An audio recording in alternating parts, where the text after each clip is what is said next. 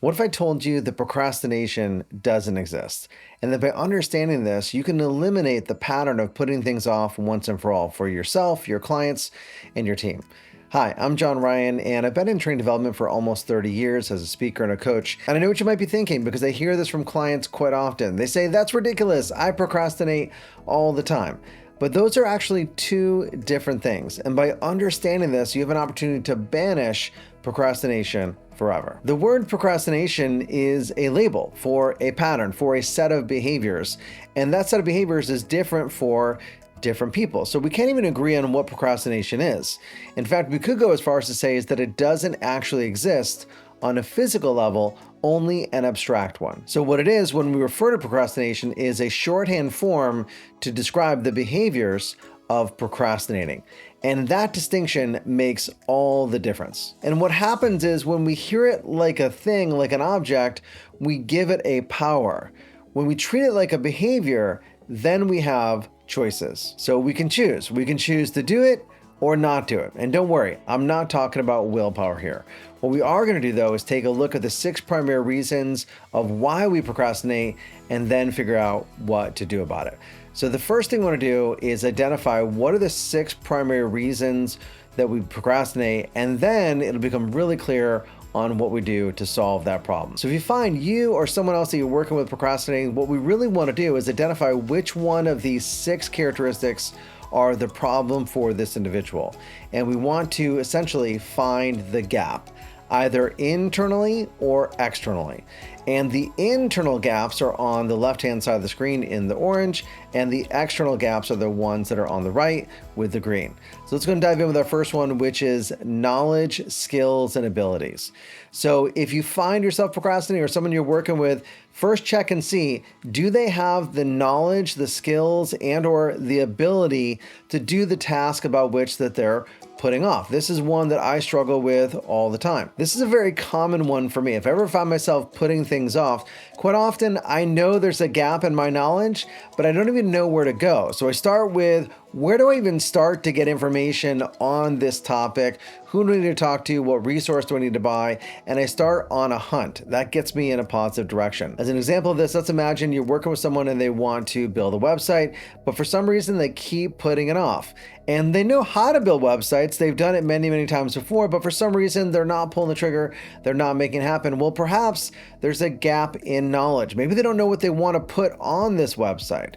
Or maybe they know what they want to put on it, and they don't have the skill, they don't have the ability. Maybe they've done it before, but they don't feel confident in their skills. Well, of course, the answer for that is going to be do some research, find the content that they want to do, maybe do some role modeling, go to other sites, see what other people are doing, and then take it and model it and make it your own. Or if you've done it before, maybe get some coaching, get some training, or keep on practicing until you feel more comfortable with your skills. Quite often, the solution for knowledge, skills, and ability is we've got to fill that gap. If you don't have the information, we have to do the research. If we don't have the skills or ability to make it happen, we have to put in the time to practice.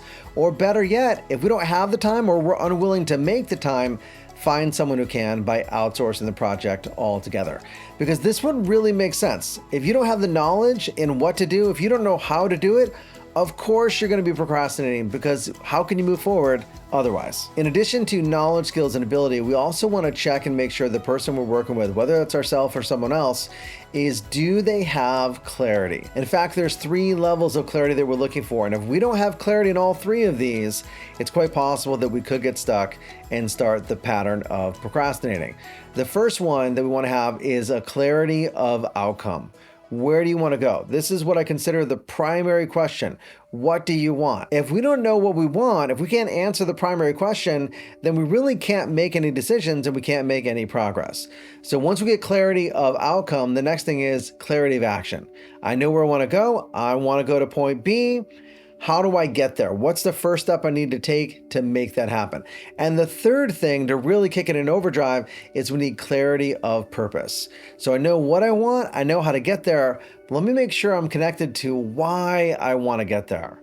Because on the path to success, you can accomplish any what if you have a big enough why. The next category we want to talk about is also internal. And this will be the third one we talk about on the internal level, is energy and emotions. When we coach people, including ourselves, we want to ask a lot of questions because you can't help people if you don't understand where they're coming from. So quite often when people tell me that they're procrastinating, I'll ask why. What's causing the procrastination? And sometimes you'll hear things like, well, I've been sick lately, so I don't feel like I'm getting as much done as I would like. Or I'm exhausted. I'm not sleeping very well, and I think it's kind of catching up with me. I'm feeling a little bit sleep deprived. Well, let's just be really clear. Being sick is not procrastinating. Being sick is being sick. Being sleep deprived is being sleep deprived, and being exhausted is being exhausted. That means you don't have the same amount of energy that you normally do, so it's not fair to compare you at potentially your worst in relation to where you are when you're at your best. So we need to, in a way, lower our standards and expectations so that we can listen to our body, get well, and then come back out swinging and hit the ground running. And any other metaphor you want to talk about where you are just going and flowing, if you will. So we need to look at that. What's their energy level? Are they taking care of themselves? Because that's important too. Maybe they're not procrastinating. Maybe they're really not taking care of themselves. The same thing also applies for emotions. If they're going through a difficult time at home, or maybe they've gone through a loss and they're still expecting them to operate at peak capacity, well, that's an unrealistic expectation. Give them some time to grieve, to handle what's going on, and help them process their emotions, because it's not procrastinating. It's the fact that their bandwidth is being hijacked by their emotional pillar of who they are. So let's handle that. Let's listen to that, because if we don't, guess what happens? Those problems get louder and louder. They don't go away on their own until you actually face them and deal with them. So energy and emotions can be a really big factor. And once you find out that there's a problem there, then we have to deal with that. Listen to what it's saying and then respond to there and get that person back up to peak performance. The fourth gap we want to look at is shifting from the internal to the external. And this relates to a gap in time and resources. And this is quite often another big one that you're going to find on the external level is people feel like they're not getting enough done. There's that comparison again, because they don't have the time, they don't have the people, they don't have the tool. And these can legitimately be true. I was actually contacted recently by a former client of mine and said he was struggling with some procrastination. And you know how I get excited about that word. And I said, let's hop on a call. We scheduled an hour. We took less than 15 minutes. And I said, okay, so help me understand. Are you just like sitting in your office, not doing anything? And he says, no, I'm working all the time. I said, oh, then you're not procrastinating. Your expectations are not aligned with reality. So the issue wasn't even about procrastinating. The issue was about priority management. You can't do all things in a given day. I'm sorry, but if you have 30 hours of work that you need to do in a 24-hour period, there's no way to make that happen unless you cut down the workload through prioritization or offload it. And we're gonna go deeper on some of those strategies later on in this video series on procrastination. I'll put the links down into the description. So we want to first get clear on, are we actually procrastinating, or is it a gap in time? So quite often when we're thinking about procrastinating behaviors and why that is occurring, it's easy to go to too little time, that I have too many things to do and I can't get them all done. But equally problematic can also be too much time. If we have too much time on our hands, that can be a problem because projects and tasks expand to fill whatever time you give it. So we want to actually increase the pressure, create some deadlines with some urgency, because that's the only way to get things going if we have too much time. If we have too little time, then what we have to focus on is time management. We need to look at our prioritization strategies. Are we delegating effectively? Are we delaying things to the appropriate time so we're not trying to jam it in all on one day? And are we discarding things that are not necessary to actually work on? So that's number 4, time and resources. Number 5 is environment. What kind of environment are you in? So ask the person you're coaching, or look at your own environment if that's the problem you're dealing with personally, is what kind of environment are you in? Is your desk nice and clean? Is it nice and cluttered? Depending on how you look at it. For some people, they love disorganization. It gets their creative juices flowing. For some people, they have to have it nice and neat and orderly. So find out what your preferred strategy is and make sure you're taking care of that as well. Do you work better alone or with people? Do you like music on, or do you not like music? What is it that works for you? It's a very personal recipe in terms of productivity. As an example of this, one of my favorite things to do outside of coaching and training is creating videos, creating trainings, and writing books. And after my first book that I wrote in the early 2000s, my wife and I were visiting in San Diego, and we're staying at Hotel del Coronado. If you've been there, gorgeous, amazing place on the beach. And we were writing some books back then. And we found this place, and it might still be there today. It was this gorgeous, classic, dark wood, kind of cabiny type of feel right off of the main hotel area with these leather chairs. And maybe I'm remembering it differently in my mind, but it felt so cozy. It was so inspirational. We just spent even though the beach was right there, we spent all day writing and having fun and brainstorming. It just felt like such a perfect place. That's the power of environment. Think about that in contrast to like a 4x4 concrete room.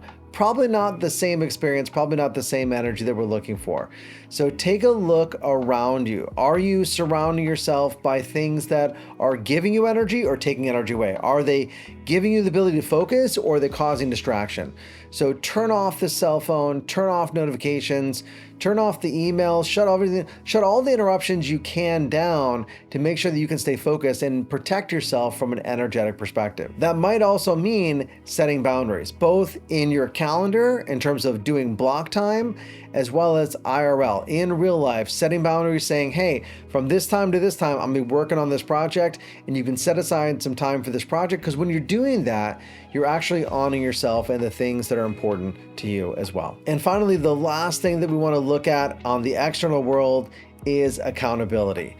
Is there a gap in accountability? Because left to our own devices, a lot of times we can talk ourselves out of deadlines. We can justify, we can rationalize, we can play all the games we do because no one is watching. Now, if the person you're working with is good at self-accountability, then this is not gonna be a problem. We wouldn't even really be having this conversation. But for most people, self-accountability doesn't really work. What we really want to create is external accountability. And if you're a coach or a coach leader, you want to be that accountability partner for someone. Don't let them hide behind their excuses. Don't let them hide away from the commitments they have to themselves and others. Be that person who checks in them. Get specific with them. Ask them about their outcome, about their action plan. What's their why? What's their reason for doing it? Help pre-identify all of the gaps that they might have that we already talked about, including checkpoints. How often do you want to check in? And then follow up. Hold their feet to the fire and hold them accountable. And of course, you can't do this for them, but you're also not going to let them get away with it. And remember, people do more for others than they do for themselves. And as you now know, procrastination doesn't exist. All we have is behaviors that's not producing the results. So we're going to dig deep, we're going to find the gap, and we're going to help them get back into motion. And as I said before, this is the first video in a 4-part series on procrastination, so don't put it on any further. You know how to find the gap. So hit the video here on screen or check the links for the others in the series. Thanks for watching. Until next time, develop yourself, empower others, and lead by example.